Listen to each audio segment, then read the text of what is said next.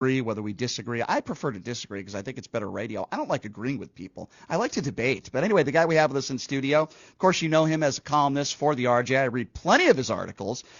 Victor Jake's joining us right now in studio. Victor, thank you so much for being here, my man. How are you? I'm doing great. Thanks so much for having me on. Good to finally meet you. I read a lot of your articles. Sometimes I agree with you. Sometimes I disagree with you. But I figured what better person to have in and chalk it up and talk about it. Absolutely. Can you tell people, so you've been in Vegas for a long time, right? Over 10 years? Yeah, since 2009. I came right as everything was collapsing to the ground. So. Wow.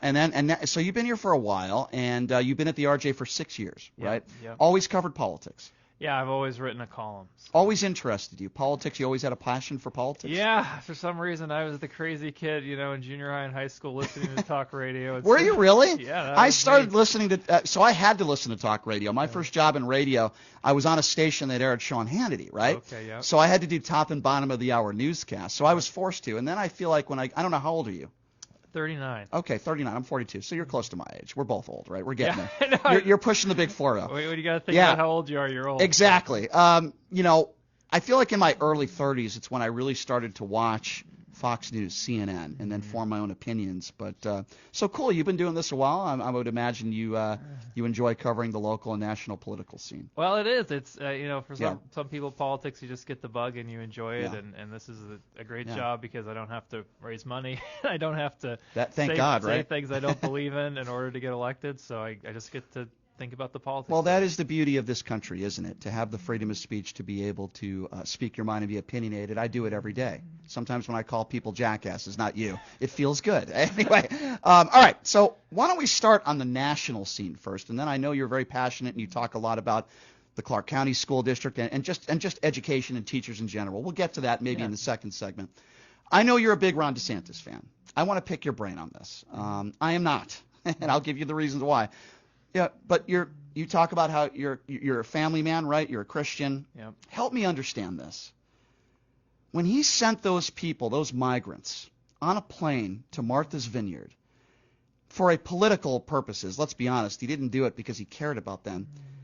Help me understand. Is that Christian? Because I felt like that was despicable. Help me understand that. So what happens when people come here illegally? They aren't coming here to stay in El Paso, or they come to Florida and stay in whatever town they arrive in. They're seeking to go into different parts of the country, and so that's why you're getting all of these bus trips to New York. Oftentimes, what people want to do, they come here, they have family, they want to get to the family. And so what happened with that case?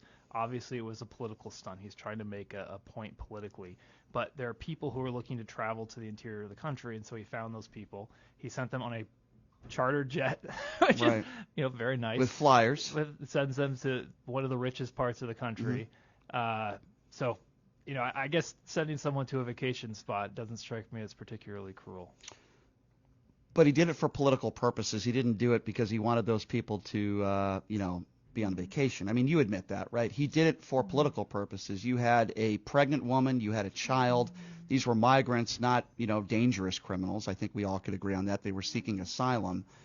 And I understand what you're saying, and there are issues. I agree the border is a big issue. It is a crisis. I've never said it wasn't. But I've also said it's been a crisis for decades and decades and decades. And when people say, well, the Biden administration, it's as worse as it's ever been. Okay, but that's not going to solve the problem, right? We've had these issues for decades and decades and decades. And I'm not sure putting a bunch of migrants on a plane and sending them to Martha's Vineyard is going to help. It's only going to make things worse. And I just feel like that's dehumanizing people. Am I wrong in saying that? I don't think that's Christian what he did. Well, I don't agree with your take on it. I mean, you look at the numbers. I mean, there's a couple things that I want to address. Sure. There's more apprehensions along the southwest border last year than there was during the entire Trump administration. So, you can say, oh, it's always been a problem. Obviously, it's always been a problem. But the scope of the problem is dramatically different. And why is it not changing? Why is it not the crisis that, you say it is, that most people say it is? Well, there's no political pressure, right? Like, you've got to put political pressure on the White House, on Democrats in Congress to take action. What do you think they should do? Because I don't hear a lot of solutions from Republicans. Where's the solution? Easy. So what happens right now is people are coming across the border, and most of the time they're going to the Border Patrol and they're turning themselves in and they're applying for asylum. And what they're hoping is that they will get released into the country while they wait for their hearing date, which, because the system is so backlogged, could be a couple of years. Well, once you're in, right? Because no one's coming to kick you out unless you commit a pretty serious crime. And so what happened during the Trump administration is they said, okay, you can come apply for asylum, but we're going to wait in Mexico while we process and adjudicate your claim. Because what's happening is people are coming and they don't have a legitimate asylum claim. They want to move because economically they can do a lot better here, and I don't blame them for that. I have a lot of sympathy for people who want to do that, but that's not a valid asylum claim. And so what happens is they know if I come and if I get released, I'm here, I'm in. And so what the Remain in Mexico policy did is it told people, if you have a valid asylum claim, come, your claim will be processed and eventually you'll get in. If you don't have a valid claim, you're not going to get into the United States. You're going to stay in Mexico. They're going to say your claim's not valid. Then you're going to go back. So in layman's, go ahead. I'm sorry. What happened basically is the people without valid claims stopped coming, and that was the key distinction. Is that, and that's why more people are crossing the border illegally, and hence. Yeah, because Joe Biden basically has, rhetorically has said, "Oh, the border's closed, don't come in." But, for all practical purposes, the border is wide open, and if you want to come right now and take your chances, because you're not going to get a better chance than you have right now. I don't know if I'd characterize it being wide open. Certainly, could there be better security and policy differences and opinions as far as Joe Biden and his administration? Absolutely. I don't know if I'd characterize it as wide open. But with that being said, I think criticism is fair, but Democrats and Republicans have to come together and come up with solutions, and I don't see that happening right now. Hence, putting people on a plane to Martha's Vineyard, that's not going to change anything. Democrats, Republicans, I think you'll agree with me, need to come to the table and come up with some solutions. I blame both sides for the issue. Well, I have to take a little bit of disagree with you a little bit on the efficacy, even if you don't like the stunt. Joe Biden went and visited the border. It's something that he's starting to address and say, oh, hey, by the way, maybe this is a bad idea. And so you've got, the mayor of New York City responding to the bus trips from Texas, and actually states like Colorado are sending migrants to New York City, saying, hey, we can't do this. 1,000, 1,700 people, we can't do this. It's like, these towns are getting like thousands of people a day, and you're in New York City, you can't handle 1,700 people. I think you can make the case that both sides at times use it for political gain. I didn't like it when Donald Trump said we're going to build a wall and Mexico's going to pay for it. The wall was never finished, and Mexico never paid for it. The problem that I have, both sides of the aisle never bring this up. The overwhelming majority of people that are undocumented in this country are not those that cross the border. They're those that overstay their visas. Why is it I never hear Republicans talking about that? I think that's fine to talk about. I never hear Donald Trump talking about it. I never hear Ron DeSantis talking about it. And listen, I get it. That's a crisis. I've never said otherwise. I know there's a lot of, even though I'm not a Democrat, there's a lot of Democrats that won't admit it's a crisis. It's a crisis. It has been for a long time. It's getting worse. I agree with that. I agree with Republicans when they say that. But again, people overstaying their visas. Never want to talk about that. I also don't like it when people demonize Donald Trump. These people, they're rapists, and I suppose some of them are good people.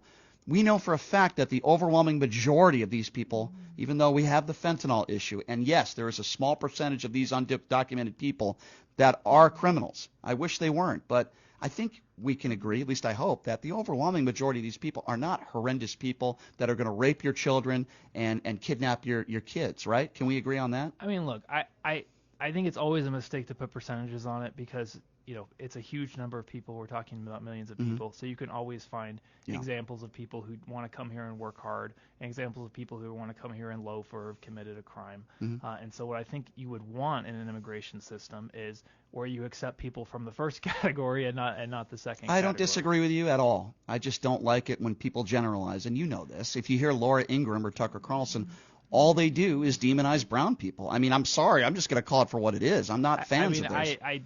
I don't agree with that. So every day, if you watch the Laura Ingraham television show, all she does is demonize these people, undocumented, as they're going to do this to you, they're going to do that to you, and Donald Trump did that. We have to come up with solutions, and I don't think solutions are making a broad stroke and demonizing all these people as these horrendous people when many of them are not. They're good people. Well, it's ironic because I think we actually tend to agree on the people who are crossing the border, but I think you're generalizing there about what Tucker and Laura would have to say. So, All right. I mean, I think if you want to talk about solutions, I mean, you've got to look at the. I mean, you want to go back to the overstaying the visa issue, right? Yeah. I mean, what's the solution to that? I have one. I'd love to hear it. Go ahead. And I know you might not like this, and maybe I believe we need to put some sort of bracelet, whether that be an ankle bracelet.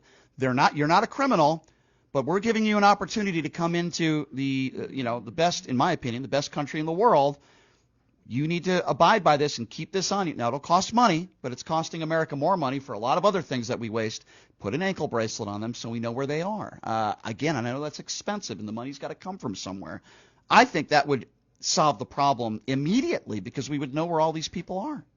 Well, I mean, the biggest challenge you have, right, is the interior enforcement. Is that any time there's been an effort by the government to say, we know someone's here illegally, they haven't committed a second crime, and we're going to physically remove them, politically it's just a tough situation to be in. Do you believe that, though? Do you believe if you're a family, and yes, I understand crossing the border illegally is a crime, I get that, but if someone has been here 5 years, 10 years, maybe has a wife, maybe has kids, should those people be deported? So right, I mean, you're making the case about why interior enforcement is so hard, even for visa overstays. Is that right. And oftentimes people are sympathetic.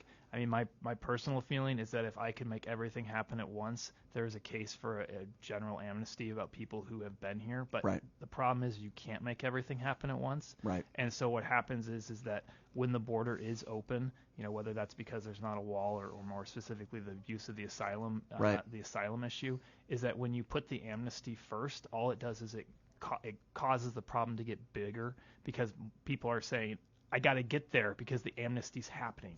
Yeah, we don't want that either, and that's a good point. I think there needs to be middle ground, right, Victor? If you're not a serious criminal now and you are undocumented, let's figure out some pathway to citizenship. I don't think if you're undocumented you should be allowed to have a driver's license. I don't think you should be allowed to have a bank account. You have to pay a penalty, but we have to have some sort of pathway to citizenship. On the other side of things, let's make it a little bit easier for people to come here legally. I think that's also a long process at times too. I think we need more security at the border, no question about it. But I think if we just, and this is just my opinion, if we just blame the Joe Biden administration, plenty of criticism for the Biden administration when it comes to this issue, very fair.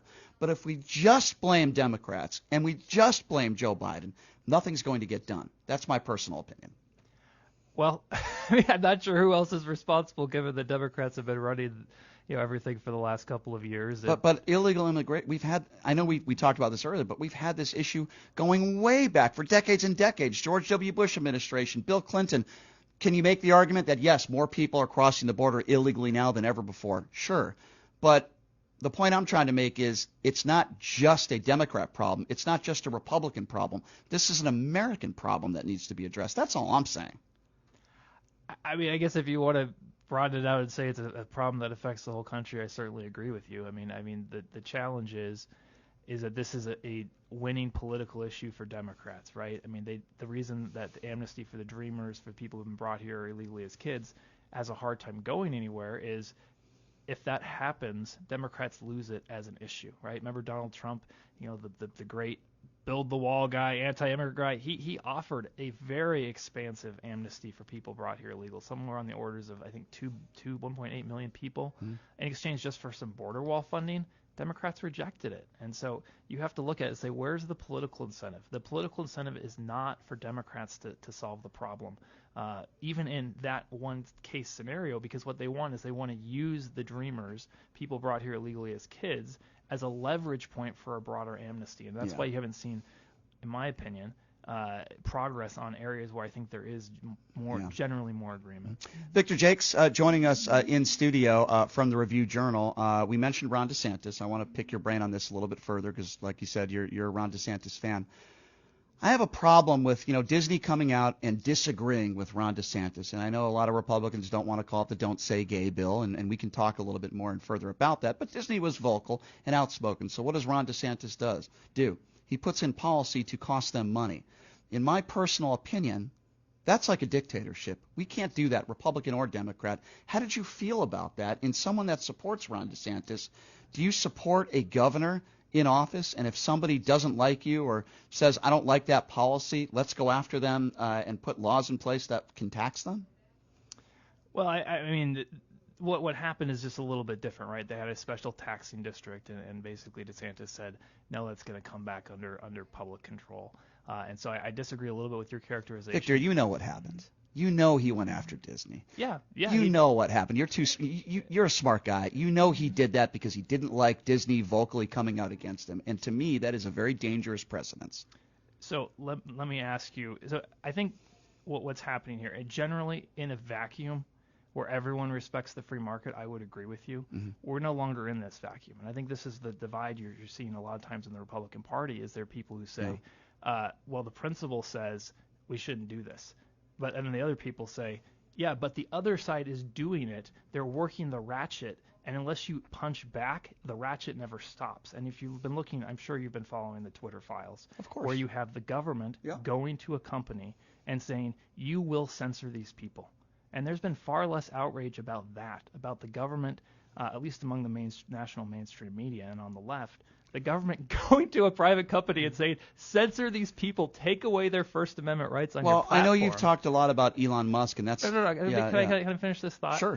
And so what conservatives are saying is, yeah, I want the free market, but when the other side is actively working to undermine it and destroy it and is weaponizing corporations against the principles we stand for, at some point we have to punch back. And at some point we have to punch back. And if you want to look at a very mild way to punch back, taking away someone's special privileged taxing district is a very mild way to punch back. And that's the situation that I think we're in. If the left agrees, yeah, we should just let corporations be. We shouldn't make them the tools to advance our political agenda, oftentimes in coercion or in collusion with the government. Yeah, let's step away from it. I'm thrilled with that. I agree with your sentiment. That's not the situation we're in right now. I agree with your sentiment. Donald Trump did the exact same thing when he was president. He went after companies that didn't like him. You know that. So I disagree with it's just one side of the aisle. As far as why don't you offer some examples? Sure. The gas companies, I can go on my phone right now and I can Google what companies did Donald Trump go after. You'll see a list of companies and you'll see a list of his quotes where he's talking about these companies. I'm not going to go there. I'm not going to do this. Why? You're the president of the United States because they made comments and they don't like you or they don't like some of your policies, so you're going to come out and you're going to talk about that. I just don't think it's a place for a politician. I understand your sentiment, but I think it goes both ways. I agree with you. I don't think Ron DeSantis should do it. As far as censoring conservatives, when we talk about Twitter, it's a private company. If Elon Musk wanted to, well, I mean, but it is. Okay, the Twitter files, what the Twitter files showed is that the government involvement. Twitter I understand. You can't just like blow it off like, oh, the government's involved. The FBI, the White House is, not directly sometimes, but through intermediaries saying ban these people, lower their reach, take away their platform. And Twitter is like, okay, eventually, they had a pushback initially, and then eventually it's like, okay, you're just going to send me names and I'm going to just smoke their accounts. Like, that's a problem. And that should be something that's like, I don't know, full-scale national crisis. So the government should not be involved in private business and what private businesses want to do. But the point I make is if Elon Musk wanted to get rid of every single Democrat and liberal on Twitter, he'd be allowed to do that because it's a private company and he owns it. I agree with you, but there are a lot of issues because I know you've talked about the Hunter Biden situation when it comes to the government and all this other stuff. There were also a lot of conservatives, and still are today, that spread misinformation about Hunter Biden, that he was having sex with underage girls. He is under investigation right now. And by the way, he's never been a politician, so I don't know why Republicans keep wanting to talk about this. He's a screw-up. He's a drug addict, a guy that probably hung out with a lot of hookers. I get that. But until somebody shows me actual evidence that Joe Biden broke the law, which I haven't seen at all, and there's been nothing in regards to that, he's a private citizen. Why are Republicans so obsessed with Hunter Biden's laptop? I guess that's my question. Well, because there's evidence that Joe Biden was financially benefiting from Hunter's shady business transactions. Where is that? Where can I find that information? Well, Hunter's former business partner in an interview before the election talked about how 10% for the big guy was Joe Biden. Why hasn't he been charged? Are there only Democrats in the FBI? Are there only liberals? I mean, I'm well, just asking. I mean, have you been here since 2016 when the FBI like turned against the Trump administration and spread this Russia collusion narrative that, oh, just this week the national mainstream media came out and said, oh yeah, maybe those few bots on Facebook or Twitter really didn't do much for influence. I mean, right. I mean, the they top did. levels of the FBI have been weaponized they were weaponized against the Trump administration. They've been weaponized against against people who don't toe the line that the Biden White House wants. I think it's right there. So there are Republicans though within the FBI, right? I mean, there are Trump supporters within the FBI. They're not all liberals and Democrats, right? Well, it's a big organization. I'm sure there's people who agree with Sure. lots of things, but you don't just, as an FBI agent, you don't just get to go, I'm going to go investigate that. Right. Anything dealing with Hunter Biden Understood. is going to go to the highest levels of the FBI. Understood, but I also would say that if somebody in an interview says that, yeah, Joe Biden was taking money illegally, I'm not going to necessarily believe that either, right? I mean, there's a lot of people that say a lot of things about Donald Trump that I'm sure you don't believe. We started this conversation with you asking for one shred of evidence that Joe Biden was connected and why were conservatives so obsessed about Hunter Biden's laptop, and here I'm laying it out for you. So somebody in an interview. There's documentation on the laptop suggesting that Joe Biden was benefiting financially from Hunter Biden's business dealings involving China and Ukraine. That matters because Joe Biden's now the most powerful person in the world, right? And he works with Ukraine and China. And we should know if there is a financial tie there. Understood. Where can I find information on what was on that laptop and who is giving out that information? Well, the New York Post had a copy. Months after the New York Post broke the story, the Washington Post, the New York Times came out and said that Joe Biden broke the law. No, they said that the contents on the laptop were actually from Hunter Biden. They weren't Russian disinformation, which the FBI was pushing to Twitter. No, understood. I agree with you there. But what you just said about Joe Biden possibly breaking the law, where is that action? Because you said it was on the laptop. I want to know where that information is. Who's giving out that information? Is it credible information? Well, I mean, look, I'm not up to speed on the nuances of the law. But that's important, right? Well, it's not just about breaking the law, though, right? It's about Biden's honesty. It's about what, if he took a lot of money from China, or if Hunter received a lot of money from China, and Joe Biden was getting a financial cut of that, is that of concern to the American people? I think it is. Right, but you use the term if, and we need, again, I ask you, with all due respect, I ask you for evidence, and you say you don't have the nuances I have offered the evidence on Hunter Biden's laptop. And where is that coming from? Hunter Biden's laptop. According to who? Well, according to the New York Post, the Washington Post, the New York Times. No, I get that part of it, but the specific information of Joe Biden taking money from Hunter and possibly breaking the law, I want to know where is that information, because that's what we're talking about, right? Right. I mean, there's an email on Hunter Biden's laptop that's talking about the payment breakdown for money that Hunter was going to receive, and there's 10% for the big guy in there. And in an interview before the election, Hunter Biden's former business partner came out and said, "Yeah, the big guy's Joe Biden." Mm-hmm. Okay. I mean, listen, if Joe Biden broke the law, then I want him, same thing as Donald Trump. I want him held to account. I just want to, again, I'm just an evidence guy, and I just want to see actual, real evidence. And if Joe Biden broke the law, then I'm all for it. Hold him to account. But when we talk about honesty, I hear a lot of conservatives talking about Joe Biden, he's dishonest, the crime family. Would you say the same thing about Donald Trump and the Trump family? Do you think Donald Trump is an honest person? No. You don't either? No. I mean, no. Why don't conservatives talk about that? Why don't they come out and say, you know what, Joe Biden's really dishonest, and I want him held to account, but look at all the stuff that Donald Trump has done. Why would they still support Donald Trump, and why is he still the main face of the Republican Party right now? He still is. Well, it's a binary choice, right? You don't have in 2016. There's one of two people are going to be president: Hillary Clinton or Donald Trump. I didn't vote for either. All right, and guess what? One of those two people was president, right? Right. And so a lot of people looked and said, I have some personal qualms with Trump. I don't like some of the stuff he says. I don't like his rhetoric.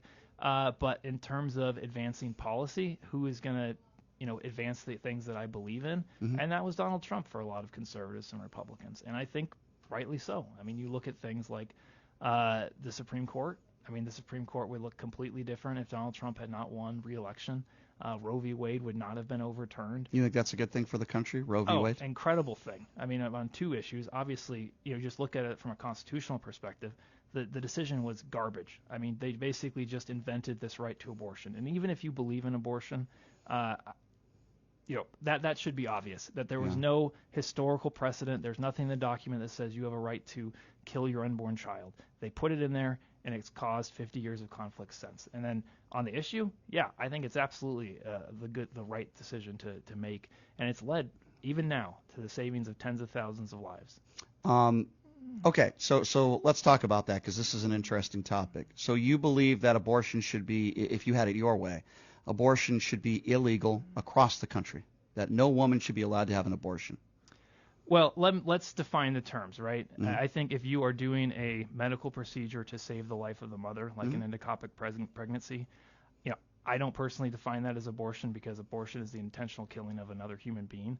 But obviously in the debate that generally gets lumped in. So I don't think you should ban curing for the procedure to take care of an endocopic pregnancy. Yep. And then you look at things like rape and incest. Mm-hmm. And the reason the left focuses on this, right, is that they, or abortion supporters more generally, is it's a much easier ground to defend, because what you're trying to say is not what do you feel about the killing of an unborn baby, it's do you have sympathy for a victim of rape and incest? And obviously everyone has sympathy for the victims of those things. They're horrible, they're terrible, and they should be separated from it. And personally, if I had my way, yes, you do not bring justice to a rape by killing another human being. So you're not the rapist. Got you. But let me just say sure. is that if someone wanted to say, I will make the trade, we will allow abortion in the case of rape and incest, and obviously the life of the mother, and we will get rid of it in the other 99.9 whatever percent of circumstances, that would be a trade I would live with. Got you. Okay. So what do we do about if that was the case? There's, as you know, hundreds of thousands of kids right now that are waiting to be adopted. There are many Republicans out there that vote against maternity leave. They vote against every government program that would help, not you, but politicians that are Republican. They seem to vote against every program to help that baby after that baby is born. Maternity leave, whether it be welfare, whether it be food stamps. The list goes on and on of the way Republicans have voted over time. So they call themselves pro-life, but to me that's not pro-life. I think you need to be consistent and help mothers raise that child. If you're going to force that mother, which I don't agree with, to have that child, don't you need to have those programs put in place to help that mother? So again, I think we're pulling ourselves away from the issue, which is when does life begin? If a mother has a 6-week-old baby, has all of those challenges that you said, there's no financial support, maybe the baby has a disability, should the mother be able to kill the baby? Okay, so here's my opinion on that, and this is an important topic. My definition of when it is a human being is just different than yours, and I respect your opinion. For example, I would never tell you what to do, and I would never say, listen, if you want to, Victor, if you and your lovely, I don't know if you're married, if you and your lovely wife want to have 100 kids, do it, my man. I don't want to interfere with that decision. I do not believe, and this is a personal thing, I do not believe it is a human being unless it can survive outside the womb. That is my personal opinion. I don't remember being in my mother's womb. And again, I respect people that disagree with me on this. Obviously you do. And that's, I just think it's like religion. This is a personal decision, and it's a personal belief. I'll give you an example. There are some doctors that agree with you, with exactly what you're saying, because I would imagine you believe life begins at conception. There are also doctors out there that disagree with you, that bring in babies into this world every day, that would look at me in the eye, because I've talked to them, and they say, no, I don't believe life begins at conception. So to me, this is a personal thing, and there's no yes, no science to it in my personal opinion. Okay, so imagine I'm someone who personally believes that a 6-week-old is not capable of surviving outside the care of a mother. Yep. And society shouldn't put that burden on the mother. Is it okay to kill that child? That should be the decision between the doctor and the mother, because it's not... A 6-week-old baby? You should be allowed to kill a 6-week-old baby? Well, first of all, I don't see it as killing a 6-week-old baby. That would be... The baby has been born. The baby is outside the womb. Oh, hold on. Okay, I misinterpreted what you said. I'm sorry. I thought you meant 6 weeks in the womb. My apologies. Okay, so you're talking about an emergency procedure. No, I'm not talking about emergency procedure. I'm talking about a woman has had a baby, Correct. It's 6 weeks later. The baby Oh. is 6 weeks old. I got you. Okay. That baby will not survive without its mother's care. Constant care and attention. In some ways, even more onerous Sure. I than understand. when the woman was pregnant. I misinterpreted your question. My apologies. I'm talking about the basics. And I'm asking, right. should the mother be allowed to kill that baby? No. Why not? Absolutely not. Because we're talking about outside the womb where that baby can clearly breathe. When I say, be able to function on your own, I'm not talking about mother caring for that child. I'm talking about the basics of your heart beating outside the womb. I'm talking about breathing. I'm talking about basic things that a baby should be able to do that's healthy, which clearly in the womb you can't. So no, I do not believe What's the that. biological difference between a baby who's been born and a baby who's still in a mother's womb? Why is one alive and one not? First of all, I would start with brain function. I would start with the ability to breathe on your own, the ability to be able to do things outside the womb that you can't do in the womb. That's my personal opinion. If you're talking about a 6-week, we're talking about a baby that would be what? Okay, well, 6 weeks old outside the womb. Does a person in a coma, are they alive? The person wasn't always in that coma, right? The person. So I don't think it's a fair comparison to talk about an adult that is in a coma that has zero brain function. And by the way, if you're talking about a vegetable, we have many laws in this country where the next of kin can make that decision for somebody who's maybe a vegetable or in a coma. It happens every day in this country. It's a very sad situation. But is that person alive? Are they a human being? Because unborn babies, preborn babies have brain function. They feel pain. Sure, They react to music. They know the sound of their mother's voice. They have a brain. They are functioning much more so than someone in a coma. So you just told me the reason that someone's alive and someone's not is brain function, and I'm just trying to. The big difference is that person or human being or whatever distinction you want to make is inside that woman's body. It is her body, and I don't believe in late-term abortion. I believe there should be maybe a 3-month window. I don't agree with women that use abortion as birth control. I believe there has to be some level of responsibility, and it has to be done professionally. But here's something that I don't hear from Republicans at all. Victor, right now today, if you made abortion illegal, there'd be illegal abortions all over the country. It also wouldn't stop abortion. So I think you have to, in my personal opinion, come to the realistic view of if we ban abortions, it's going to make things worse for many women. They're going to die either by suicide or they're going to be performing illegal abortions or they're going to do it themselves. It's not going to stop abortion. So let's just think about this argument. You said because it won't stop everything, we shouldn't make it illegal. Murder is illegal. It hasn't stopped murder. Now, I'm just trying to tease out your argument here. Right. Should we make murder legal because making it illegal hasn't stopped everything? I think that's a terrible and ridiculous analogy with all due respect. That was the argument you just made. No, it wasn't. When we're talking about murder, that is against the law. Right now, having illegal abortion is not against the law in most places. Right, and I said we should make it illegal, and you said, no, we can't do that because... How can you compare a woman, or let's just say a young teenager who wasn't raped, at 16 years old, maybe makes a mistake, has unprotected sex, has a baby. That child is not ready to have that child. The parents have all decided they don't want that child out there in the world knowing that there's a child out there that's their daughter's child. They're not ready. They can't support it. Don't you think that should be a personal decision that the family should make? I mean, clearly you don't. But how could you compare that to somebody stabbing somebody and killing an adult? Like, I don't understand that analogy. Well, it wasn't an analogy. It was trying to tease out your argument, right? I'm saying abortion should be illegal. You're saying abortion shouldn't be illegal because someone will still have illegal abortions, right? Even if it's illegal. And so that's a part of the problem, right? Sure. But your argument is saying because it's not going to end it entirely, we shouldn't make it illegal. I'm just trying to see if you're consistent in that argument. That's one of many issues when I have abortion. The problem is a lot more women are going to die. Actual adults are going to die.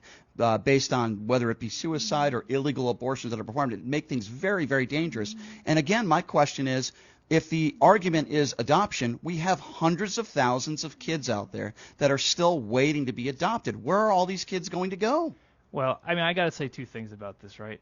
First, the statistic is a little bit skewed because waiting to be adopted doesn't mean they haven't found a forever home, right? You can be in the system and you can be in your forever home, and they're just with the paperwork and the amount of time it takes to get it finalized, there's always going to be like a 6 to 9 month waiting period. So you're waiting to be adopted, but it doesn't mean you're not in a adoptive home. And regardless, I don't think the alternative to someone having a hard life is to kill that person. Imagine we've got a village in Asia or Africa or somewhere, and people are starving. It's a miserable life. They're hungry all the time. Should we just go in and kill them all? I mean, is that the humanitarian thing to do, or is it to say, no, you deserve a chance to live, and because you have a problem, I'm going to try and meet that need, but just because you have a hard time doesn't mean I have a license to kill you. You deserve a chance to live, but we don't want to give you food stamps. We don't want to give you welfare. See, we don't want to give. You're distracting here. It's not a distraction. No, stop. I'm happy to have the conversation about abortion, and I'm happy to have the conversation about if social programs are helpful or not. But what you can't say, unless you want to use my analogy and say, well, look, someone has a hard life, we should just be able to kill them. You're confusing what the real issue is, which is when does life begin? Because hopefully we can both agree that an innocent human life should not be taken, whatever the circumstances. And then we just have a question of, well, when does science say that life begins? Right, and that's where we disagree. And there's a lot of people that disagree on that. Now, not everybody's going to agree on that.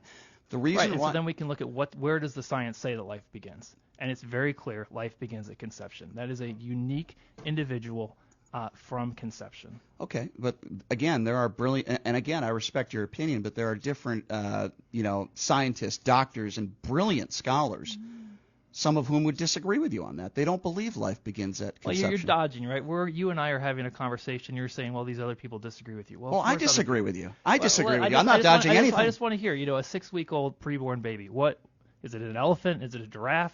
What is very the different? Baby? That's a very different circumstance than if there's something in the womb. That to me that is a very different circumstance. A preborn baby. Yes. A baby who's in the mother's womb. Yep. Well, if it's not a human life, what is it? If it's not a human life, then what is it? That is something that will eventually be a human life if born. It is my personal opinion. Again, if it cannot survive outside the womb, I'm talking about the basics of breathing, what have you, then I don't treat that as a human being. That's just the way I think. That's the way I feel. And I get it too. I understand. You're a religious man. There's a lot of people that feel the way you feel. No, I haven't brought religion into this at all. I'm talking on a purely scientific basis. We know that life begins at conception. There is a unique preborn baby, and I'm just wondering, when does that preborn baby become human? And if you say it's when it's outside the womb, what's the biological difference between a baby who's, outside the womb and an hour before when the baby was inside? Well, the basic difference is it's outside the womb, and it's breathing. The baby is breathing. Your location determines whether you're. It's outside that mother's body. It's not in that mother's body. And I believe a mother, for the most part, I don't agree with late-term abortion. But why not? I mean, you just spent 5 minutes telling me it has to be outside the body. Why not? Here's why I don't agree with late-term abortion. Because I believe it's a responsibility of the mother to be able to make that decision in a certain amount of time, and it shouldn't be a last-second decision. It's unfair. It's unfair to everybody involved, and I don't agree with it. But why? I mean, you just told me that it's not a baby, it's not a human being, it's not a human life. If it can't survive outside the womb, and in many late-term abortions, many doctors will tell you at that stage that if you want to call it baby, can survive outside the womb. That is why I'm against late-term abortion. We're obviously not going to agree on this, but I think this is a fundamental difference. And again, I respect your opinion. I really do. I would never tell you how to think when it comes to this issue, or what your family should do, whether it be your sister or your whatever. You're entitled to your belief, and I don't want to interfere in that, quite frankly. But I feel like, and again, this is the fundamental difference that we have, I don't want to tell every woman. I don't know what it's like to be pregnant. You don't know what it's like to be pregnant. It's not my body. It's not your body. I don't want to tell every woman in this country that if you get pregnant, you got to be forced to have that child, because many people in this country believe that life begins at conception. That's just a fundamental difference that we have. That's all. I just disagree with it. That's all. We disagree. I want to protect innocent human life, and in some circumstances, you're fine with an abortionist sticking the scissors into the skull of a baby and sucking out its brains with a vacuum. Well, that is That's what it is. That is what it is. That is what.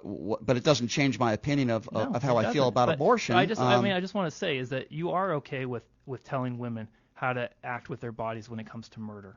Right? No, I'm not. That's a ridiculous comparison. You are comparing a woman. No, stop. You're saying you don't want to tell women how to behave with their bodies, right? You don't want to tell women how to behave. Well, We have laws that control how people behave all the time. If you drink a certain amount of alcohol, you aren't allowed to go drive on the road. You aren't allowed to take a gun and shoot someone else unless it's in something like self-defense. You're comparing drunk driving to illegal abortion? I mean, with all due respect, that's absurd. I'm taking your argument and I'm saying let's apply this principle that you've laid down in an argument. Well, that's absurd.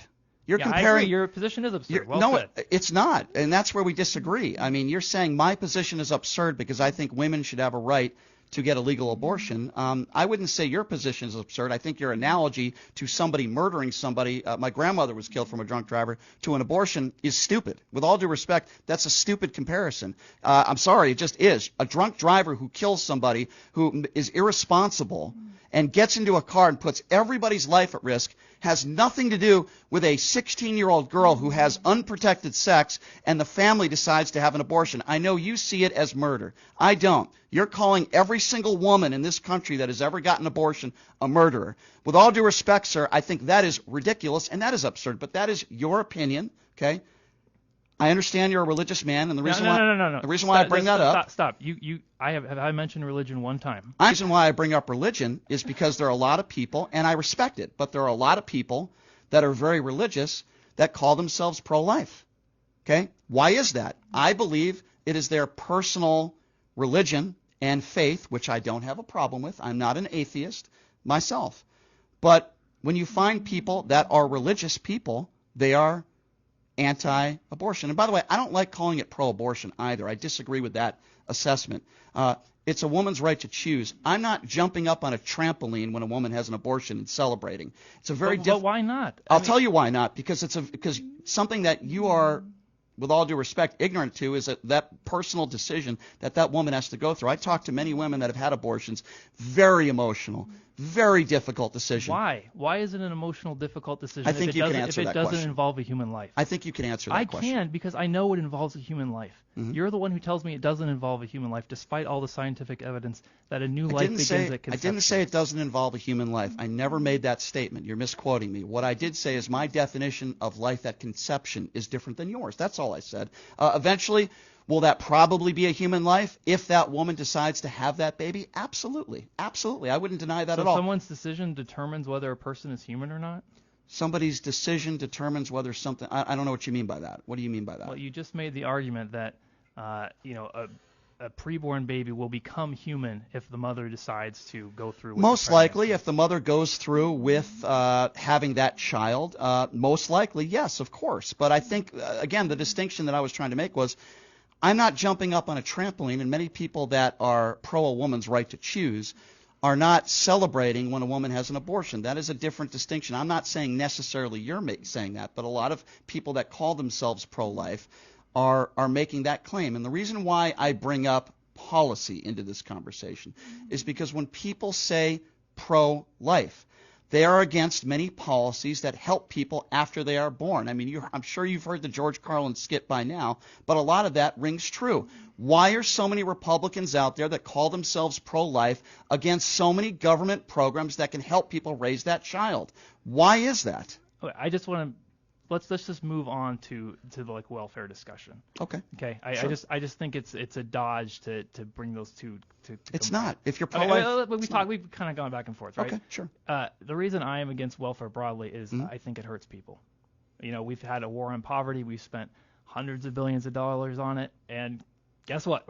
We're losing the war on poverty. So I think it's time to go back and say, wait, if we've been doing this for 6 decades and it hasn't worked, maybe we should do something else.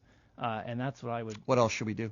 Well, encourage the formation of the family, right? One of the biggest things that welfare did is it took away the need for a breadwinner, right? You could get pregnant and the government would support you.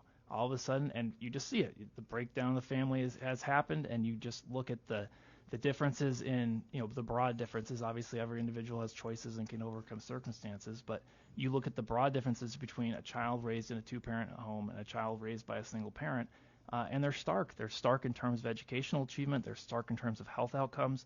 They're stark in terms of, basically the quality of their life going forward. Mm-hmm. And so I don't think you're going to fix, society more broadly until you fix the family.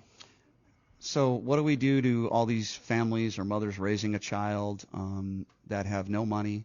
They didn't have the opportunities that I would imagine you and I have. You have a very good job. You can argue that I have a good job. That's debatable. But we just go to them and say, hey, it's about the family. Just do a better job with your family. I'm sorry, Victor, but that's not going to solve the problem either. Well, there's no solution that happens instantaneous, right? I mean, this is a problem that's been decades in the making, and so if you want to say there's not, like, you don't have an instant solution, correct. I do not have an instant solution. Well, I think... But can I finish my thought? Sure. But I can say that what we've been trying isn't working, and we need to try something else. And so you look at something like the work requirements for welfare.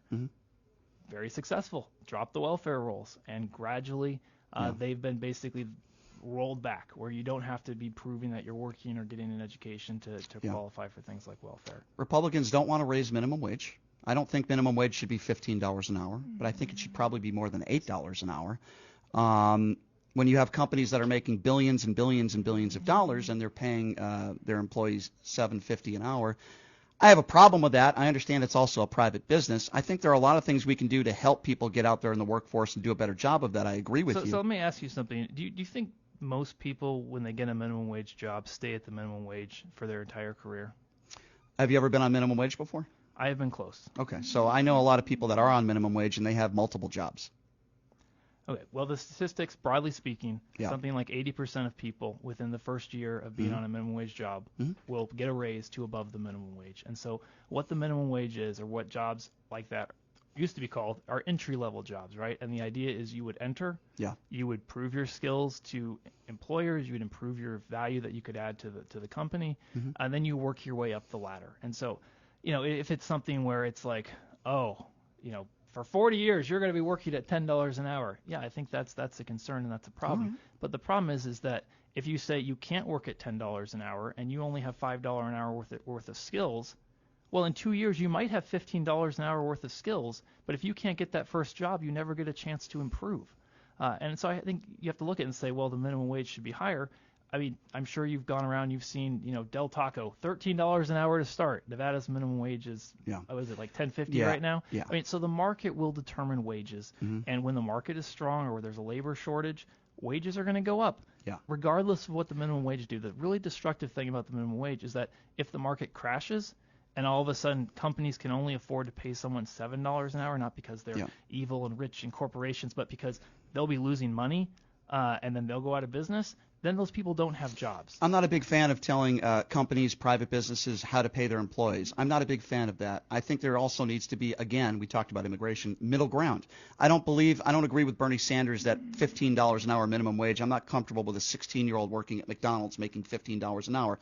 But I'm also not comfortable with a mother trying to raise a few kids making $8 an hour. And then, okay, she's working her way up. They just gave her $8.50, and then she's up to $9. I think we just need some middle ground there. That's all I'm saying as far as that goes. I don't agree with Democrats on a lot of different things, but these days when we talk about Republicans, and maybe we can get into more local issues here, you've talked about critical race theory. Let's get into that. And then we got to take a break. But we haven't taken a break yet, but it's good conversation, and I appreciate it. Critical race theory. You've talked about this a lot. Can you name me one teacher in the Clark County School District that is teaching critical race theory? Like one specific teacher? Yeah. No, I haven't. I've seen a lesson plan.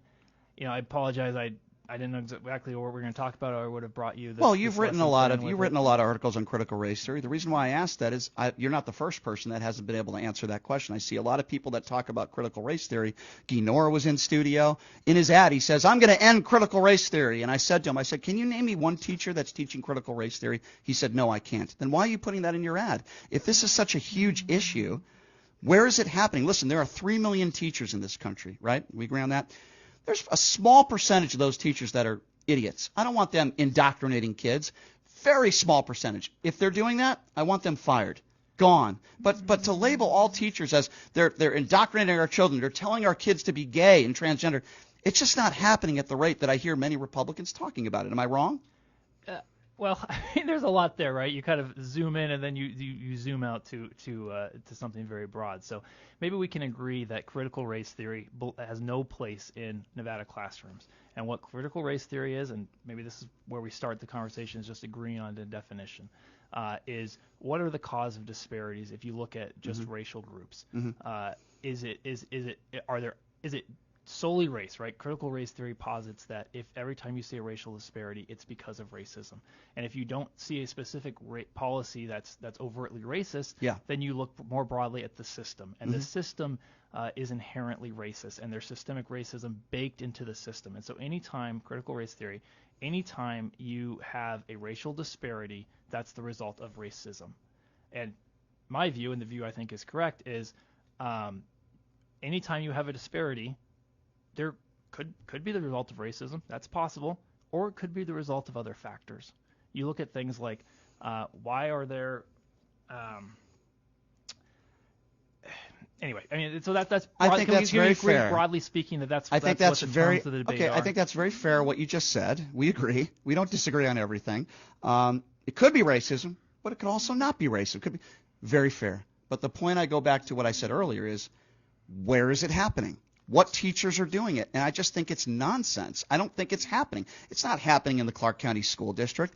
Maybe there are a few college professors out there that are doing it, but the right wants you to think that our teachers are all indoctrinating our kids and they're teaching critical race theory. And Victor, I'm just saying it's not happening anywhere near the rate that some people say it is. I'm sorry. I'm glad. Sorry, because I wasn't prepared, I have to kind of recall these things. So the Clark County School District has adopted an anti-racism policy. Okay. Right? That sounds very benign. Who could be against racism? Right. The well, some people. I mean, but broadly speaking, right? Right.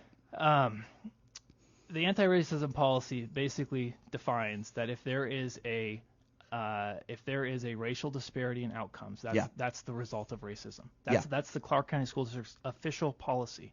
A few years ago, Superintendent Jesus Shara lowered the standards for magnet schools. Okay. Why? Too many Asian students, not enough Black and Hispanic students. So those are two real-life examples, right, district-wide, where you can see critical race theory influencing the education of our children. Well, that's a policy that the Clark County School District, I guess, implemented that I wouldn't necessarily agree with. But that also doesn't mean that teachers are teaching critical race theory. That's what I don't agree with. Listen, you and I will agree on this issue. The Clark County School District is a joke. This school district here is awful. It's terrible. That doesn't necessarily mean that there are a lot of bad teachers out there. And I would ask you that question. Have you ever been in a classroom teaching kids in an inner city school before? I think it's a fair question to ask you because you do go after teachers. So let me ask you something. Why is that a fair question? Do you know, because you've gone after teachers in the past. Okay, and I'm asking you, a lot of Republicans have a problem with people going after police officers. By the way, I'm pro-police.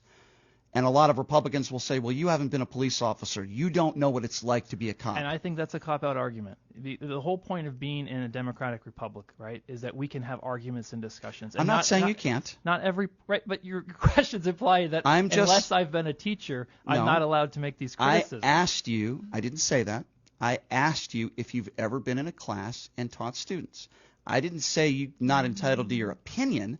I just wanted to give a little bit of background and see if maybe you've been a teacher before. I don't know. What I do know is I have teachers in my family. Doesn't mean that every teacher is good. I would never make that argument. But the overwhelming majority of them are wonderful at what they do. And I think when some people paint the picture that we have all these teachers that are indoctrinating our kids, telling them to be gay, there's a difference between telling somebody that you should be gay or you should be a transgender as opposed to telling them it's okay to be gay and it's okay to be a transgender. I think that is a very definitive difference, and Republicans want to make the claim that all these teachers, could there be a few out there? Absolutely. I want them fired. No question. We agree. But to paint the picture that we have so many of these teachers that are indoctrinating our kids, it's just not true, Victor. That's all I'm saying. Well, when you have the policy of the Clark County School District, the fifth largest school district in the country, saying that whenever you have a racial disparity, that's the result of racial discrimination. I mean, I don't know what to say. Like, that's a major public policy issue. Now, do I have lesson plans for tens of thousands of teachers? I don't have lesson plans. Right. But it sounds like we agree. What's so funny here is it sounds like we agree that has no place in schools, that that's the wrong attitude. And now it's just a matter of, well, how concerned should we be about it? Let's focus on this shouldn't be happening. And when it does happen, it's concerning. Okay. I want to know where it's happening. I want to know what teachers are doing it. And if they're not doing it, I'm kind of sick of talking about it. That's just my personal opinion, because I don't think it's happening at the rate that so many people on Fox News say it is. What rate do you think it's happening at? I think it's very, very few. We got 3 million teachers out there. Are there a handful of teachers that are maybe a few hundred? I don't know. That are, and I'm guessing right now. But I want to know if there are claims made that there are teachers, not the school district, but teachers themselves that are indoctrinating kids. I want to have evidence go look of that. at Libs of TikTok. I mean, basically all the account does is just post videos of people in the education establishment and elsewhere, talking about doing the things that you say, aren't happening very much, and you oppose, And so I think it is happening. You can see lesson plans from places like Philadelphia, Seattle, or schools in California where they talk about critical race theory tenets. I mean, you can go on TikTok and you can find teachers that are making pro-MAGA comments too, but you don't hear me every day talking about, boy, we got to get rid of these right-wing whack job teachers. Is it happening? Yes. Is it a talking point from the left? No. There are MAGA teachers out there too. If it's not happening very much, why is there this big disagreement that it shouldn't be happening? Why does it become the official policy of the Clark County School District? Basically critical race theory is the policy of the Clark County School District. Why do they change the standards for magnet schools? Because JARA is worried about the racial makeup of the magnet schools. Okay, so I don't think you should be worried about the racial makeup of any school. Let people go to where they want to go. So we agree on that, and I disagree with that policy. What I am talking about are Republicans out there all over the place on TV saying that all these teachers are indoctrinating our kids and telling them to be gay. It's not happening. It's a joke, and I think it's just red herring. I'm sorry, I just don't think it's happening. But yet all these Republican candidates out there, I want to talk about local politics. I guess we're not going to have enough time to take a break today because I'm enjoying this. I hope you're enjoying it as much as I am. I think it's a good debate. Very fun. But I appreciate you being here, Victor. So let's talk a little bit about January 6th, if you don't mind. Do you think Donald Trump was responsible and bears any responsibility for what took place on January 6th? Well, there's two ways to define responsibility, right? I mean, is he broadly responsible in terms of pushing claims that were false about the election, and if he had not made those claims, would it have happened? Right. I think he bears responsibility in that sense. Does he bear responsibility in terms of, he plotted the coup, or he was texting people, or he incited the riot? I don't think the evidence is there for that, and I think it's actually there's no evidence for that. And I think if you look at things like the time frame from when Trump made his speech, and even if you take the worst possible interpretation of that speech, which is just very standard political rhetoric. The people at that speech did not have time, physically, to go from there into the Capitol before the attack on the Capitol started. Don't necessarily disagree with you. I don't think Donald Trump planned the coup. But as you said earlier, which I also agree with, if he didn't say Joe Biden cheated and the Democrats stole the election, which obviously is a lie, which he still says today, then January 6th doesn't happen to begin with. You agree with that? Yeah. So why not hold him to it? You can't yell fire in a crowded theater. He still lies about it today. January 6th doesn't happen if he's not lying. He's at the time the president of the United States, still lying about the election, attacking our democracy. They all do it here. Jim Marchant, thank God he didn't win. Adam Laxalt, I know it's somebody that you like. Adam Laxalt to this day has still yet to agree that Donald Trump lost the 2020 election. I don't know how anybody. That's not true. Has he said it? He said that Joe Biden is our president, but Sam Peters, another one, fails to say that Joe Biden is a free and fair elected president. Okay, look, if you want to talk about vulnerabilities in Nevada's system, I think there were lots of vulnerabilities. I'm happy to do that. I mean, that doesn't mean that Joe Biden didn't win. Nevada, at the end of the day, didn't matter what happened one way or the other. But I think the thing that's happened with January 6th, right, is you want to talk about, I think this is what's so funny is you talk about, we shouldn't blow up the critical race theory issue because it's just a few people. Well, there's a few hundred people at January 6th who do something horrible, and then all of a sudden that becomes, basically applied to the Republican Party at large. So I would say that in a classroom, a teacher that might be teaching critical race theory is far different than somebody who goes into the Capitol who wants to kill Mike Pence. That's not what it's the scope, right? But we can both agree. But these are two completely different. First of all, critical race theory, to me, it's not a crime. There's not something on the book that said you're going to go to jail. January 6th, we're talking about officers that were beaten. it's the scope, right? It's the scope that's concerning. You've got the few hundred people at the Capitol building who 700 people have been arrested. 700 yes. people. Yes. Who did people the wrong died thing. that day. They were well. I mean, let's not go too far down the rabbit hole, right? The only person who died that day was shot. Not true. There was a woman that was trampled that day as well. That's not true. There was a woman that was trampled that day as well who died. Well, I mean, it's not funny, Victor. These people lost. I don't know why you're laughing. These people died. There's nothing funny about that. It's the futility of the argument that I'm trying to raise. It's obviously just being glossed over. So let's go. Okay. Well, finish your point. I just don't know why you bring up critical race theory and a teacher that may or may not be teaching something that you disagree with to an insurrection and people that are trying to overthrow our democracy. Like, I don't understand that analogy. Okay. Well, the analogy is about how. Can you generalize to a large group of people from a small group of people, right? Like, you're very upset because there may be a few teachers out there teaching critical race theories, but it's not a broad problem, right? And so I don't think so, no. Okay, right. So you Yeah. take that, Sure. and then you go to January 6th. You've got a few people out of Donald Trump's 75 million supporters who do something very wrong, very bad, right? Right. And that has been generalized to that broader 75 million. I haven't done that. I think the overwhelming majority of Trump supporters are not violent. I don't agree with them. I've never made that claim. In fact, I'll even go a step further. Mark Levin, who I think is a despicable human being. He's done my show before. Despicable. I'll give you an example of what I'm talking about.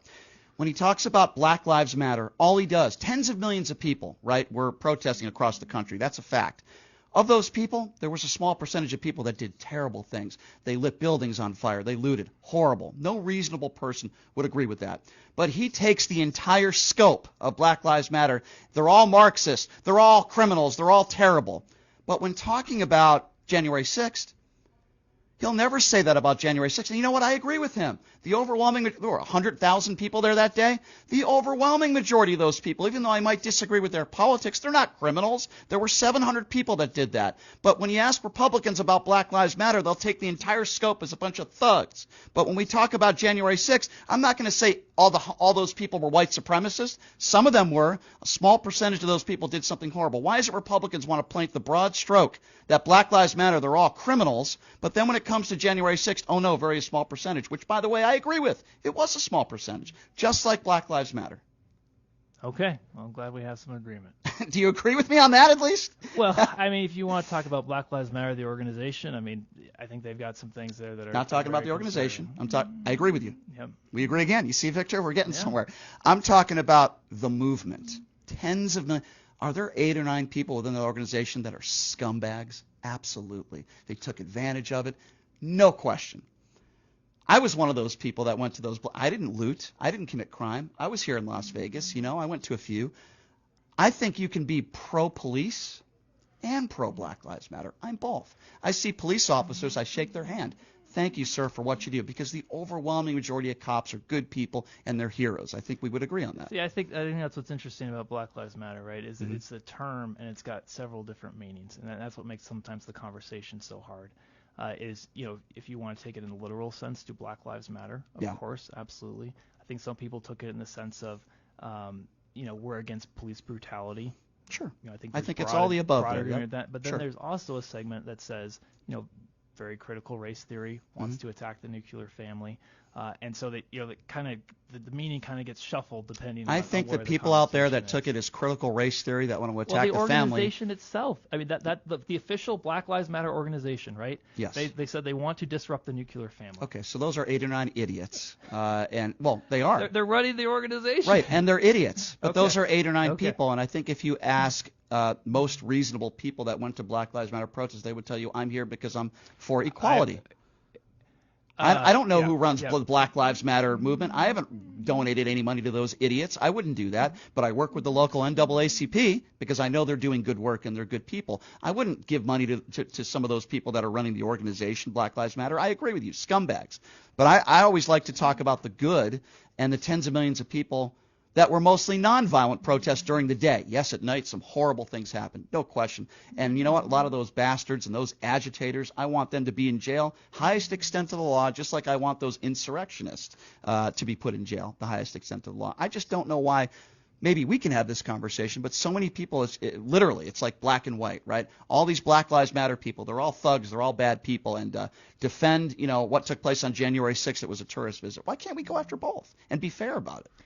I think that's fine. I mean, I think, if you want to just the question more broadly, right? I mean, what do you do in politics? You try and attach your opponent to an untenable position. Yeah. So it makes a lot of these false dichotomies, right? Where right. You either agree with me or you're terrible person A, or you disagree with me and you're terrible person B. And I don't agree with that as well. And I'm with you. And these are the types of conversations that more people need to have, in my personal opinion. Boy, I'm going to open up a can of worms here. I don't know if you have a few more minutes. I got to bring up Steve Sisolak. I know You've had plenty of criticisms of him, and I want to talk to you about that, and maybe we'll get to Joe Lombardo too. What are your biggest criticisms of Steve Sisolak in his tenure here?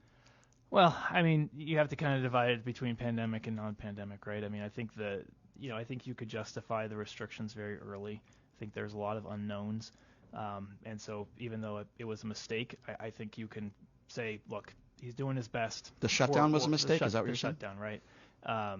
We're all learning. It's all confusion. Okay, I grant that. You don't think anything should have been shut down? Well, I mean, if we just knew what we knew now, no, I don't think there should have been any shuts down. But in terms of the mistake, it was holding on to power, right? He shut the churches down, and then he just held on to the power. The masks were obviously not effective. Still had the mask mandate, and so you said masks were not effective at all. They didn't work at all. Yeah, they did not work. I mean, the N95s. Well, the studies show, just the practical data shows it. If you look at when the mask mandates went on, and then the cases surged, and then they didn't surge, and they surged, and they didn't surge. They didn't work. Why do surgeons wear masks then? Well, it's the splash, right? They don't want blood getting on their faces. Or spreading disease, or they aren't designed to stop airborne transmission. So you don't think masks work at all under any circumstance, even N95s? No, I didn't say. I specifically said N95s do. They work, right? But the other masks don't work. Yeah, they aren't as well. I agree with that. Anyway. Yeah. It's an interesting conversation. I think we see it over 2.5 years that if masks worked, there would have been a place where there were lots of people wearing masks. You're entitled to that opinion. Let me ask you another question, Victor. When we were at the time in the heart of the pandemic, when we were losing over 4,000 people a day, would you have had any mitigating factors during that time in the state? Well, the question is, when you say mitigating factors, you're kind of saying the question of did you want people to die or not? Well, no. No, that's not what I'm asking you. I'm just setting the context, right? Sure. Obviously, I don't want anyone to die. I know that. And so what you have to say is, did those things end up being effective? What were the long-term consequences? I understand, but I'm not asking you. Can I finish answering the question? I know, but that wasn't my question, though. My question was, what would you have done to help not spread the virus? Not what didn't work. I get it. You don't agree with a lot of the shutdowns. I understand your thoughts on it. My question is, again, when we were losing 4,000 people a day in this country, would you have done anything? That's my question. What would you have done? If you're going to criticize Steve Sisolak, I respect your opinion. I'm glad to hear you out on that. And you don't agree with what he did do, which may or may not have worked. We can talk about that. What would you have done? I would have educated people about where the risk was and who was at risk. I think that was the most important thing, and then you let people make the decisions that they want to. So just honor system. Guy could be walking around with COVID. Honor system. I mean, you are responsible for yourself, right? But this affects others too. You know that. Yeah, but I mean, we just had 2 years or a year of lockdowns, right? And the disease went crazy. And the best thing to have done would have been to reopen, encourage elderly people who are obese, people who have health conditions, to stay as isolated as possible, and then have young people go out and get infected because their mortality rates were extremely low, build up herd immunity. So I'm just trying to understand. I understand your criticisms of Sisolak. By the way, I have criticisms of my own, and I've challenged him on that. I didn't like it the second time he closed down bars, but he allowed casinos to be open. I thought that was a mistake. You have to be consistent. I had criticisms of Sisolak. I didn't even vote for Sisolak, by the way. I'm an independent, even though in this conversation I probably sound like a lefty. But I want to get this right, though, because I'm surprised. You're telling me that, again, when we were losing 4,000 or 5,000 people a day, the only thing you would have done as governor is just tell people, yeah, this is a risk factor. Do whatever you want. I wouldn't do this if I were you, but do whatever you want. Well, I mean, you make testing available, right? The best that you can. Obviously, it's helpful for people to know, but in terms of what would I have mandated, no, I think the mandates were a mistake, and I think, you obviously can't go back and say what would it have been, but the promise of 15 days to slow the spread didn't happen, right? All the stuff that we were promised was just hold on a little bit longer, shut everything down. Well, I agree with you. Bankrupt. I agree with you. We weren't promised everything. Donald Trump said 15 cases down to 0. He said it would be gone by Easter. I don't hear a lot of Republicans. One of the worst mistakes of his presidency. We agree on that. How he handled COVID. I tend to agree with you on that. See, we're reaching some common ground here. That is my biggest criticism of Trump. Listen, I'm going to be honest with you, okay? I despise the man, but I never usually bring up too much policy. I just think he's an awful human being. When he took the coronavirus press conferences and turned them into, in a sense, campaign rallies, talking about how much the Democrats are terrible and Joe Biden, injecting yourself with disinfectant. So I agree with you. I think his handling of COVID and his rhetoric was not very good. If he just shut up and he stayed off of Twitter, I think he would still be our president. I really do. I agree. I think Twitter was was just a disaster. Yeah. Here's what I say about Biden, and then maybe we can go back to Sisolak. We only got about 10 minutes left here. I believe Biden was not my first, second, or third choice. My vote was an anti-Donald Trump vote. But I don't believe he's a bad man. I think he's a man of empathy, a decent man, and that is what I do admire about him. When he talks about his son, Beau, who was a hero who died, to me that is his strongest point when he talks with families that are grieving. I don't believe Donald Trump has an ounce of empathy in his body. I mean, I have a friend. He went to the hospital here after October 1. Quick photo op. He's gone. He was here for an hour. That's just not Joe Biden. That's what I appreciate about Joe Biden. Now, if you're going to talk about policy, yeah, different conversation. I just think Donald Trump, the human being, is just despicable. And when I hear people that are very religious people that still support Donald Trump, and then they say, well, I just like his policies. I say, when does it end for you? The 25 women that have accused him of sexual assault or rape. John McCain, I don't respect him because he was captured. These Mexicans, crossing the border, I suppose some of them are good people, but they're rapists, they're bad people. In Playboy magazine saying, I don't want black people counting my money in my casinos. I want Jewish people counting my money. These are just awful, awful statements from, in my opinion, an awful man. And I wonder how a religious person can support Donald Trump when, to me, he's the biggest sinner of them all. Well, I mean, it's a policy focus, right? I mean, as I said before, there were two choices in 2016. There was Hillary Clinton and there was Donald Trump. And there was a Supreme Court seat at stake. And Trump obviously won. Roe v. Wade is overturned. Tens of thousands of children are alive today because of that decision, because of the judicial people he appointed. So some people say policy over a despicable human being. We all vote differently. I just don't vote that way. I'd rather vote for somebody. Liz Cheney, I disagree with everything she stands for as much policy-wise. Disagree with everything. But I would still vote for her over somebody like Donald Trump because I have respect for her, because she did the right thing and she chose not her party first. She chose right over wrong. But again, people vote differently. That's just how I vote. I vote on person first. Barack Obama, not the greatest president in the world. Pretty smart guy, good speaker, good father, good husband. That stuff's important to me. John McCain. It's why I didn't vote for Obama or John McCain, because I would have been okay with either of them being president. Same thing with Mitt Romney. Don't always agree with Mitt Romney. I think he's a decent man. John McCain, more hero, decent man. This is my opinion. I think we need more decent people in Washington. I don't like Ilhan Omar. I don't think she's a very nice person. I don't like Chuck Schumer. I don't like Nancy Pelosi, right? I want younger people in office. I don't want Joe Biden to run again. I really don't. But let's be honest, 99% of talk radio is conservative talk radio. You never hear the other side. I used to watch Hannity and Combs all the time. You just turn on any mainstream media outlet and you will hear the other side. What radio station is a left-wing talk show or a Democrat? Can you name me one left-wing talk show host? I mean, look at the overall media environment, right? I was talking about radio. You're right. There's left-wing media, no question. But talk radio is all conservative. I don't understand it. I used to watch Hannity and Combs all the time. Great show. I used to watch Tucker Carlson when he was on CNN Crossfire. Great show. We don't see that anymore. So what do? And I'm just going to ask you the same question. I'll watch a segment on Fox News talking about some of the issues we're talking about. Then I'll go on CNN.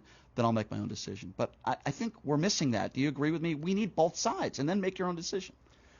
Well, I mean, I think I think the biggest is too strong of a term. One of the problems facing the country, right, is that you have people who want things that are incompatible. Mm-hmm. You have 65-70% support for big government spending and 65-70% support for low taxes, right? Like those are mutually exclusive, which we're just kind of papering over with the debt exploding. So I think we can both agree that we want people who think through the issues, think through the trade-offs of issues. That you can have something good and support the policy, but it will come at some sort of cost, and that's okay because we understand that there are trade-offs in life. And the public needs to grapple with that, the public more broadly. And I think that would be a very healthy place for the country to get to. Okay, loaded question here. We're almost out of time. You're a staunch conservative. Is that fair to say? Yeah. Okay. I struggle with trying to understand what Republicans stand for in 2023. If you ask me what Democrats stand for, I think I have a pretty good idea, not because I'm a Democrat. Equality, LGBTQ rights, tax the rich, help the poor, even though you might disagree with their policies on how they get there. For the most part, Democrats have stood by those, as some would call, values. I could have answered the question of what Republicans stood for 10 years ago. I have no idea what they stand for now. Help me understand. Well, what did you think they stood for 10 years ago? Well, let me start with decency. Let me start with decency, because I don't think we see a lot of Republicans in Washington right now with decency. Marjorie Taylor Greene, Lauren Boebert, Kevin McCarthy, who has absolutely no backbone, Matt Gaetz, Gymnasium Jordan. These are despicable people, in my opinion, with no backbone, and all they care about is being in power. Yes, there are Democrats that think that way as well. But when I think of the faces of the party, I mean, are you talking about policy issues? I mean, well, if we're going to talk about policy issues, you're certainly not giving tax breaks to the middle class and the poor. It seems like giving tax breaks to the rich and the Fortune 500 companies. I mean, I guess. Okay. I guess I'll just answer the question so we don't get into more of a dispute. Sure. I mean, I think you would say securing the border would be one. Okay. Education reform, obviously on the local level. Okay. That looks like school choice. The federal government's a little bit more limited in what they can do. I think you would look at things like pro-life policies, protecting the unborn, is something that's very important to Republicans. I think you would say rolling back the size and scope of government is something that's broadly very important to Republicans. How do you roll back government involvement when you want to ban abortion? I don't understand that. Isn't that hypocritical? We don't want government involved. My body, my choice when it comes to the vaccines, but it's not my body, my choice when it comes to abortions. Because there's a second body involved, right? The body of the unborn child. That's where the opinion comes in. So okay, I just if you really want to understand, right? You're kind of taking this thing and you're trying to create the false dichotomy, right? Because you want a law. If you want this law, you can't support less laws in other areas. Republicans, the choice is not between lots of government and no government. It's between where is the proper functioning of the government. And I think one of the proper roles of government is to protect people's life. In fact, probably the most fundamental job the government has is to protect the life of human beings. And so in that respect, ending abortion, protecting the life of a human being is a fundamental job of government. What would you say with the polls out there, even by Fox News, that over 6.5 out of 10 Americans, Republican and Democrat, believe in the woman's right to choose? Well, you look at it, and where the support really comes down is abortion through the first 3 months. Right. There's broad support for that. I'm one of those people. Yeah, and I think it gets back to what we talked about is, do people think through the issue fully, right? The position of abortion on demand makes, to me, coherent sense, even if I disagree with it, right? The position of life begins at conception makes coherent sense, right? And the American people are kind of like, well, we kind of have sympathy for this, but we know it's kind of a baby, and so we're going to allow the killing of it before it really looks like a baby, right. And that's kind of. But I agree with you. Yeah, sure. Republicans, for the most part, especially running for office today, they run on the abortion issue. I don't know if that's good for them, but they do that. They do talk about the border. You're absolutely right about that as well. When I think of Republicans, and you tell me if you disagree, the issue of we don't want gay people getting married. We want to treat gay people different than straight people. We don't want to treat them the same. When I think of, not all, because there are plenty of Republicans out there that are for gay marriage, which I appreciate. Even though I am not gay, not that there's anything wrong with being gay, why do I don't know. Are you for gay marriage? Are you against gay marriage? What are your thoughts on that? I think gay marriage has been a mistake. I mean, you look at 60 years of the attack on the family, the no-fault divorce laws, just the societal acceptance of it's okay. Acceptance on one hand has been okay because obviously people have freedom and they should be able to make their own choices. But in terms of a societal recognition that there's something important about a child being raised by a father and a mother, and it goes back to the improved outcomes for those children. And so I think there is a societal stake. Improved outcomes for that child. There are studies that saying that 2 men or 2 women can't raise a child as good as a straight parent. As a child in a 2-parent biological family, that is the best situation for a child to be when it comes to educational achievement and just basically the whole. You know what I'm going to ask you of now? Things. Where is the evidence that proves that 2 men raising a child or 2 women raising a child is not as good for that child as a man and a woman? Where is the evidence that would support that claim? The Institute for Family Studies has a number of studies looking at it. Again, I apologize. I asked you what topics, but I don't have everything. Well, these are things we talk about. So I would love to see that study because I know there was a woman in this town that used to do a right-wing talk show named Heidi Harris who went on the air and said along the lines of what you said, only in a much stronger language. I think you're saying it in a very respectable way, even though I might disagree with you. And she basically claimed that 2 gay men or 2 gay women cannot raise a child as well as straight. And she lost her job for it. Now, I am not for cancel culture. I think people should be able to share their opinions. But I think it is very, very disrespectful for people in general to say that if you're gay, it's proven you can't raise a child and you can't have a great family as well as a straight mom and dad. Well, again, what you look at is there a societal interest in an intact nuclear family? And there is a societal interest in an intact nuclear family because that's okay. Well, obviously, I'm making the case, right? Sure. Because that's the union that can produce children. Question: why not just let people live their lives then? You don't want to be gay, and I don't believe gay is a choice, but that's opening up another can of worms. But why not just let people be who they are? And I've seen plenty of gay parents that do a wonderful job raising a child. I've seen great parents that are straight. You can make the argument maybe they didn't do a good job with me, but that's another story for another show. But you get what I'm saying. That's fine. No one's saying it should be illegal. I mean, if you want to know, is there a societal interest in traditional marriage? That's what I think the societal. You think gay being a sin? It's a sin to be gay. As a public policy or as no, your personal person? beliefs. Do you think it's a sin? I think all sex outside of a heterosexual marriage is sin. Okay. And again, I respect your personal beliefs, even though I disagree with you. And again, I want to point out though, I didn't bring that to the discussion. And because I think that's important, right? And I do. Same with abortion. Yes, I agree. Same with what's the point of 100%. Why is marriage a foundational issue? I agree. Separation of church and state. Well, okay, well, that's a whole other discussion. Well, obviously, we're going to disagree. But the sentiment, I agree with you. I don't think you should ever, religion is, I think you'll agree with me, very personal, right? We all have different beliefs. I would never take those beliefs away from you and your religion. Yes, during the heart of the pandemic, I don't think 1,000 people should have been jammed into a church. That's another maybe conversation we could have for another day. But those are your beliefs, and I would never want anybody to take those away from you. There are just people that believe differently about gay marriage and think that people should be allowed to be married anywhere, if they're gay. And obviously some people disagree with that, right? Yeah. I mean, some people disagree with that. I want to give you the opportunity. And by the way, I really do appreciate you coming on. I'm a little different than Kevin Wall. I challenge people. Kevin's a really nice guy, by the way, and I've heard you on his show, and you do a great job. And there are just – and I'll say this in closing.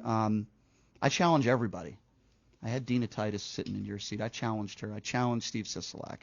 Yes, these days I challenge Republicans a little bit more because I tend to disagree on a lot of the stuff that's going on today. But that's just what I do. So don't take it personal. I don't think you did. I challenge people, especially if I disagree with them. Listen, I had Horsford in studio not that long ago when the elections were going on, and he basically threatened Sam Peters right here, and that was wrong. And I called that out. I'm not a fan of Sam Peters either. But I want to give you an opportunity. I'm talking a lot again. I want to give you an opportunity to give out your social media. You are a good follow on Twitter, by the way. I follow you. And one thing I definitely appreciate about you is you're opinionated. And I like anybody who's opinionated. And I also respect anybody that is willing to come in here and have a debate with me, which clearly you did. And I do appreciate you for doing that. And I think more people need to have these types of conversations. Give out that social media, my man. Well, I think debate is healthy. I am on Twitter, Victor. My last name is impossible, Joe. C is in cat, K is in kite, S is in Sam. Jakes. Jakes. Yeah, it is impossible. Be honest, this hasn't been too torturous for you, has it?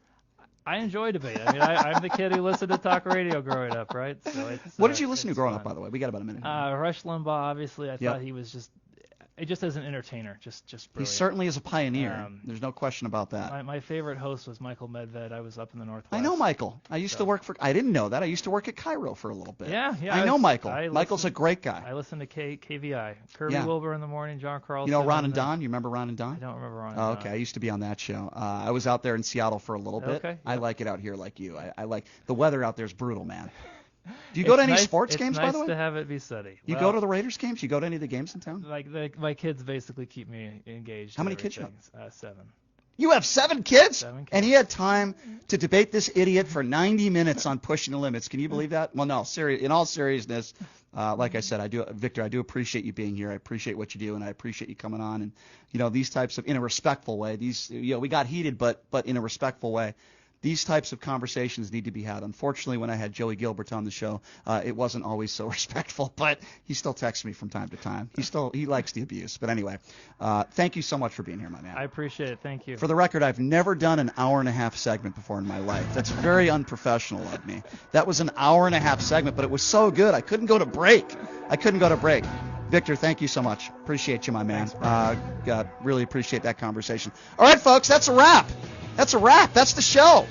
We'll see you guys tomorrow, same time, same place. I hope everybody has a phenomenal Wednesday afternoon. I'm heading to UNLV basketball. They're playing Boise State tonight. I'm going to make a quick trip out with my friends in Pahrump real quick. And then, no, not what you think. We're not going to the Bunny Ranch. Stop thinking that. Golden Nugget. We're going to the Golden Nugget. All right, thanks for joining us, everybody. We will see you tomorrow, same time, same place. Have a great day.